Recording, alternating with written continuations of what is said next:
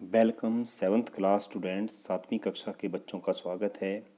आज जो हमारा वीडियो होगा यूनिट 7, आपकी जो पाठ्य पुस्तक है यूनिट 7, कन्गुरेंस ऑफ ट्राइंगल्स। आपको मालूम है कि ट्राइंगल्स क्या होती हैं, त्रिभुजें होती हैं। कन्गुरेंस मैंने सर्वांग क्षमता। तो आज हमारा टॉपिक रहेगा त्रिभुजों की सर्वांग क्षमता और कन्गुरेंस ऑफ ट्राइंगल। इस वीडियो में हम अंत में 4 इसमें सर्वांग क्षमता के नियम जानेंगे क्या होते हैं, और इससे नेक्स्ट जो वीडियो होगा उसके ऊपर हम एक एक करके रूल के ऊपर सर्वांग क्षमता के नियम जानेंगे। तो आज हम इसका बेसिक कॉन्सेप्ट जो है त्रिभुजों से रिलेटेड सर्वांग क्षमता के उसको पढ़ते जाएंगे। तो सबसे पहले त्रिभुज क्या होती है? ट्राइंगल्स। ट्राई मैंने 3, एंगल्स मैंने ऐसी शेप जिसमें 3 एंगल हों, 3 साइड्स हों और एक क्लोज फिगर हो, उसे हम त्रिभुज कहते हैं। इस प्रकार मैंने यहाँ पे ए बी और सी एक ट्राइंगल लिखी, इसका नाम ए बी सी है। ट्राइंगल ए बी सी, यहाँ भी ए बी सी, ये भी ट्राइंगल ए बी सी है, मगर इसमें फॉर्मेशन ए बी सी कुछ और है। यहाँ पे मैंने फिर इस ट्राइंगल को घुमा दिया ए बी सी, और एक इसमें इन्वर्टेड ऊपर है। तो नाम इन सब ट्राइंगल्स के ए बी सी हैं, मगर इनकी कन्फिग्रेशन का बनाने का तरीका जो है अलग अलग है, दर्शाने का अलग अलग है। तो ये ऐसी आकृतियाँ हैं जिनमें 1 2 3 3 साइडें हैं, 3 एंगल्स हैं, 3 वर्टेक्स हैं। तो इस प्रकार की आकृति को हम जानते हैं कि उसे हम ट्राइंगल कहते हैं। तो सर्वांग क्षमता का नियम पढ़ने से पहले हमें ट्राइंगल के बारे में पूरी तरह पता होना चाहिए। उसके बाद है कन्गुरेंस क्या होती है, सर्वांग क्षमता होती क्या है। सर्वांग मतलब सर्वांग जिसके सभी अंग, ऑल पार्ट्स। समता मैंने इक्वलिटी, ऐसी नियम जिसमें सभी अंगों की इक्वलिटी मतलब बराबर हो। तो इसमें हम त्रिभुजों के बारे में ही पढ़ेंगे। तो हम त्रिभुज के अंग होते क्या है, हमें मालूम है कि त्रिभुज में होता क्या क्या है। पार्ट्स ऑफ ट्राइंगल होते क्या है, पार्ट्स ऑफ ट्राइंगल। एक त्रिभुज में 3 साइड्स होती हैं, 3 भुजाएं होती हैं, 3 एंगल्स होते हैं, 3 कोण होते हैं, हमें मालूम है। सर्वांग क्षमता मैंने इस टॉपिक में हम length of 3 sides are equal. तो इसमें समता, त्रिभुजों की समता कब होगी, जबकि उसकी लेंथ लंबाई होगी, उसकी तीनों भुजाओं की लंबाई जो बराबर हो। 3 एंगल्स 3 कोण, value of 3 angles should be equal, तभी वो सर्वांग क्षमता के नियम में बनते हैं। सर्वांग मैंने सभी अंग, समता मैंने इक्वलिटी। त्रिभुज के सभी पार्ट, भुजाएं हो चाहे कोण हो, उसमें से अगर वो बराबर हों तो इस प्रकार हमें उसे सर्वांग क्षमता कन्गुरेंस कहेंगे। अतः त्रिभुजों के सर्वांग सम होने के संबंध को सर्वांग क्षमता कन्गुरेंस कहते हैं। तो इसी को त्रिभुज ट्राइंगल्स की सर्वांग मैंने सभी अंग, सभी पार्ट, उसके पार्टों के संबंध में जो रिलेशन हम जानेंगे उसे ही सर्वांग क्षमता कहते हैं। ये इसके बाद तीसरा congruence of plane figures. Congruence हम जानेंगे कि प्लेन फिगर, तल आकृतियों की सर्वांग क्षमता। तल का मतलब प्लेन, जिसमें एक्स और वाई 2 ही प्लेन हों, इस प्रकार की आकृतियों में सर्वांग क्षमता कहाँ कहाँ होती है। इसके एग्जाम्पल हम जानेंगे। 2 स्टैम्प ऑफ इक्वल डिमिनेशंस, करेंसी की किसी भी, हम जानते हैं कि मान लो मैंने यहाँ टिकट ड्रॉ कर रखी है, ये टिकट 1 है, टिकट 2 है। एक जैसे हम जानते हैं कि किसी भी करेंसी की जो स्टैम्प होती हैं वो आपस में बराबर होती हैं। जैसी एक होती है वैसे ही दूसरी, अगर हम इसको यहाँ उठाएं और इसके ऊपर रखें तो एक इसके ऊपर फिट बैठ जाएगी, और इसमें मिलने वाली आकृतियों का साइज वो भी बराबर होगा। दूसरा, shaving blades are of same company. अगर हम किसी एक कंपनी की ब्लेड लें, हमें मालूम है ब्लेड के पैकेट में से हम जितनी ब्लेडें निकालेंगे वो सभी एक बराबर आकार की होंगी, सभी में एक तरह का डिज़ाइन होगा। तो इसमें आकृति 1 और 2 ब्लेड्स ये सर्वांग सम होंगी।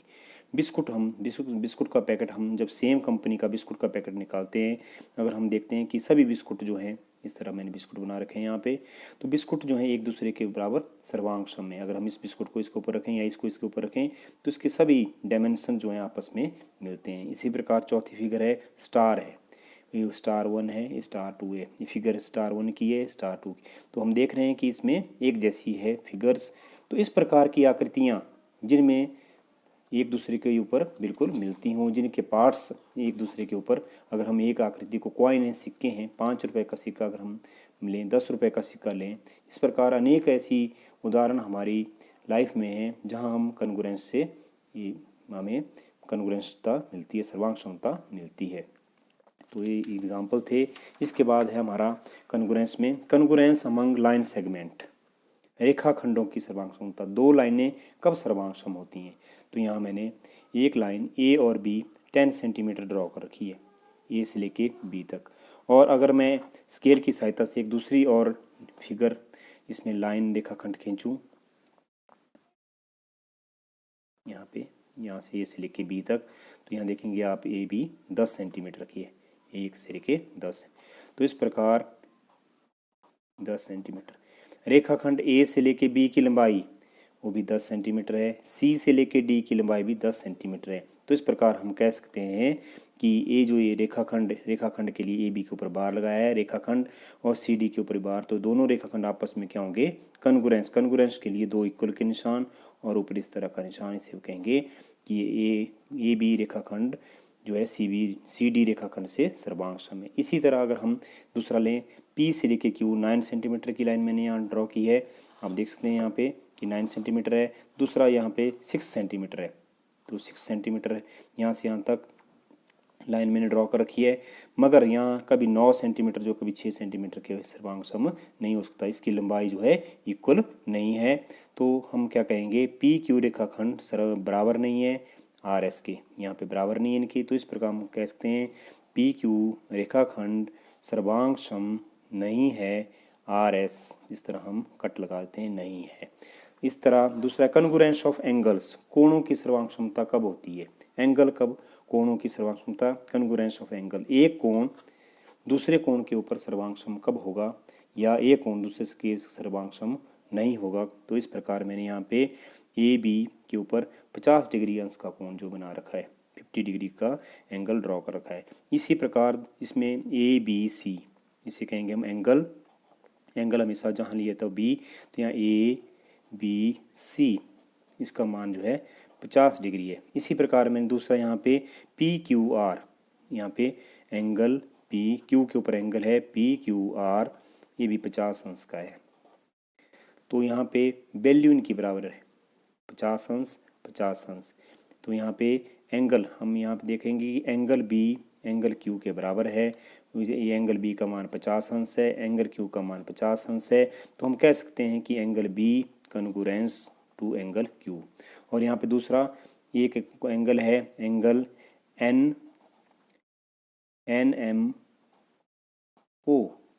एम क्यू, दूसरा है X Y Z, angle X Y Z, एक का मान 20 डिग्री है, दूसरे का 60 डिग्री है। तो हमें मालूम है कि 20 डिग्री कभी 60 डिग्री के बराबर नहीं होता। तो इस प्रकार एंगल एम जो है कन्ग्रुएंस नहीं है एंगल वाई के। तो इस प्रकार हम रेखाखंडों और कोणों की सर्वांग क्षमता जान सकते हैं।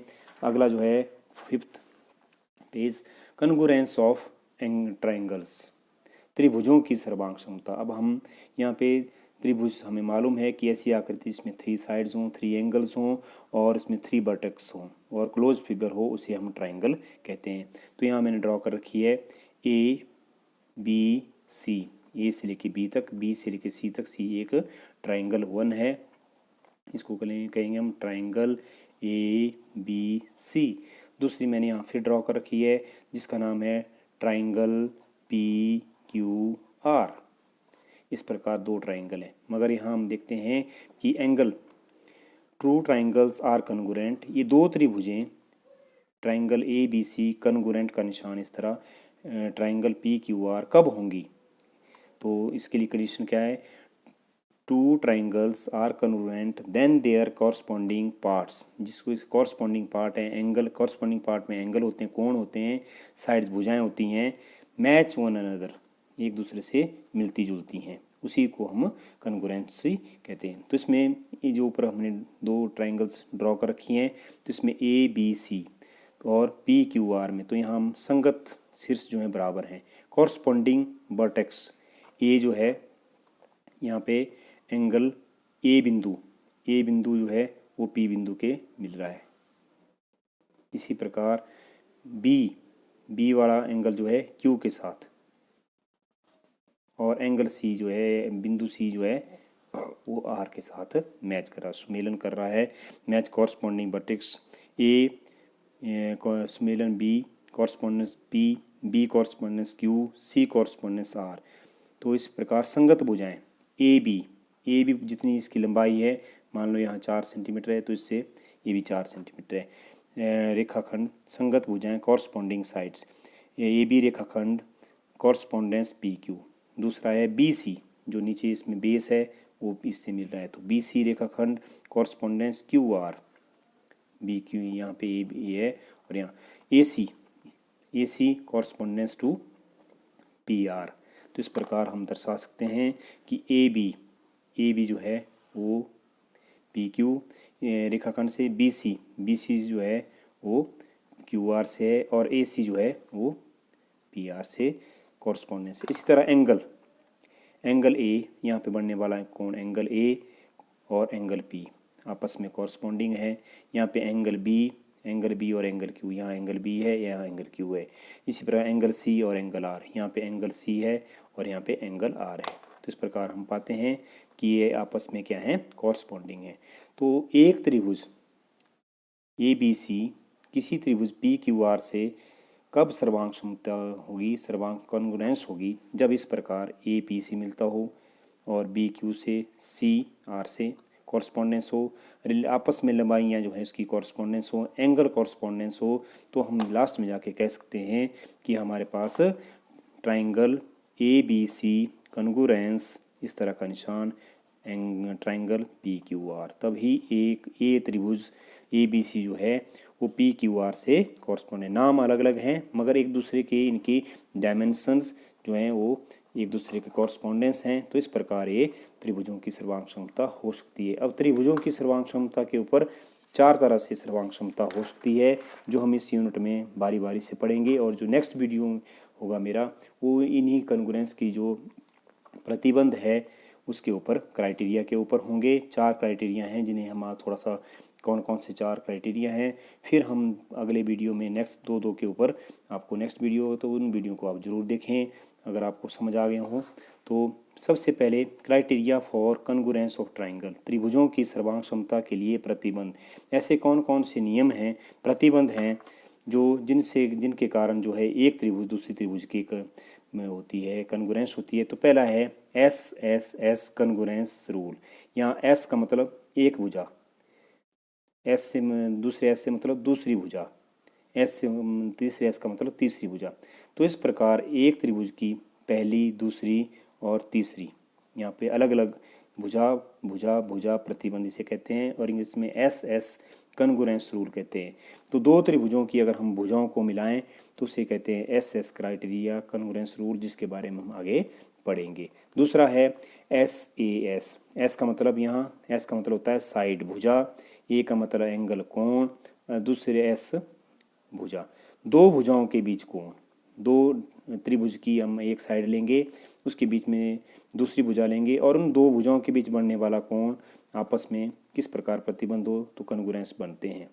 तीसरा है एंगल साइड एंगल, दो कोणों के बीच में अगर हम दो कोण लें किसी भुजा के ऊपर, एक साइड के ऊपर, और बीच में जो उसमें भुजा होती है, एक भुजा के ऊपर साइड में दो कोण लें, तो अगर वो आपस में मिलते हों तो उसे कहेंगे कोण भुजा कोण प्रतिबंध, angle side angle congruence rule. चौथा है RHS कॉन्ग्रुएंस रूल, समकोण त्रिभुज का विकर्ण और एक भुजा अगर आपस में मिलते हों तो उसे कहते हैं RHS कॉन्ग्रुएंस। यहाँ आर से मतलब राइट एंगल ट्राइंगल है, या राइट एंगल ट्राइंगल है। एस का मतलब यहाँ हाइपोटेन्यूज है, विकर्ण है, और एक एस का मतलब एक भुजा, तो यहाँ पे एक भुजा और यहाँ पे एंगल जो है वो 90 डिग्री, क्योंकि किसी त्रिभुज में अगर 90 डिग्री एंगल हो तो उसे हम कहते हैं राइट एंगल ट्राइंगल। तो राइट एंगल ट्राइंगल का जो हाइपोटेन्यूज है, विकर्ण है, और एक भुजा इसमें, तो इस प्रकार का चौथा इसे कहते हैं RHS right hand hypotenuse side congruence rule. तो ये 4 जो प्रतिबंध हैं आपकी बुक्स में 7th क्लास में। तो इस प्रकार हम इनके बारे में अगले जो नेक्स्ट वीडियो हैं उनमें हम दो के ऊपर आपको कॉन्ग्रुएंस रूल बताएंगे। धन्यवाद।